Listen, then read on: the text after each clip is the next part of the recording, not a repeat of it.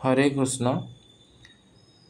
कली जुग को राजा परीक्षित देइथिबा चारिटी स्थान विषय एठारे वर्णना करछन्ती अति बड़ी जगन्नाथ दास ओडिया भागवत प्रथम स्कंद 17 अध्याय। तो सी लिखुछन्ती कि कली वचन शुणी हसी संतोष चित्ते राजऋषि। राजऋषि कहले परीक्षित महाराज कलीर वचन शुणी चारि प्रकार स्थान देला नित्य धर्म जही मेला।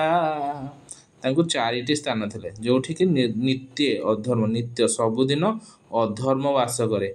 तो से चारिटी जगह कौन द्यूत कामिनी मद्यपान प्राणी मारण जेबा स्थान। द्यूत कहले जुआ जोठी जुआ खेला होची सेठी अधर्म नित्य वास करे। कामिनी कामिनी कहले प्रोस्टिट्यूशन जो जगह प्रोस्टिट्यूशन होची से जगह कलिजुग किंबा आमर अधर्म वास करे। आ गोटे है मद्यपान जोठी मद्यपान हुए सेठी कलिजुग वास करे। आ गोटे है प्राणी मारण जेबा स्थाने बुचर जोठी प्राणी मान को मरा जाए सेठी अधर्म वास करे। पुणी बोइला कली जुग मोर ए स्थान चारि भाग जही मु थिबी निरंतरे पंचम स्थान दियो मोरे। कलिजुग कहला कि जो चारिटी स्थान देले ये चारिटी स्थान जाक तो खराब जगह तो मत गोटे भल जगह दिंतु।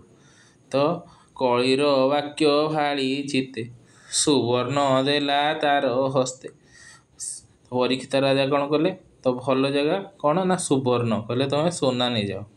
ए पंच स्थान पंच गुण ब्राह्मणे सावधाने सुन मिथ्यावसई द्यूत मध्य जोठी द्यूत क्रिया हुए कि जोठी जुआ खेला जाए सेठी मिथ्यावसई कलिजुग मिथ्या रूप से रहे। काम कामिनी मद मध्य कामिनी आ मदरे काम रूप थाए। प्राणी मारणे रजो गुण जोठी प्राणी मान को हत्या करा जाए सेठी रजो गुण रूप थाए। सुवर्ण मध्य रिपु गुण जोठी सुना बेसी हुए सेठी शत्रुता बेसी बढ़े।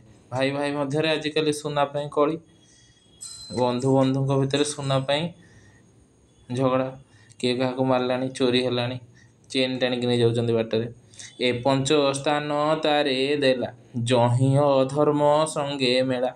तो यही पांचटी स्थान रे सर्वदा अधर्म वास करे। प्रमाणी अभिमन्यु बला कलिजुग को स्थान देला।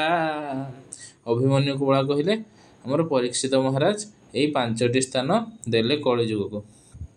तक्षणे राजार वचने कली बसिला पांच स्थाने। तो ये पांचटी स्थान रे कली रहिला। एणु ए मान को सेवन नकरे जे विज्ञ जेउ जन। तेणु जी जो जन पंडित जी जहाँ पाखे ज्ञान अच्छी सी पांचटी जगह को सेवन करे नहीं।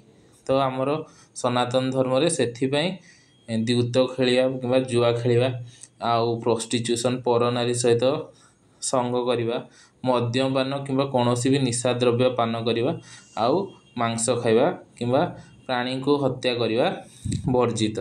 ता सहित सुना भी सुना को खाली भगवान को सेवारे लगे हवा। हरे कृष्ण।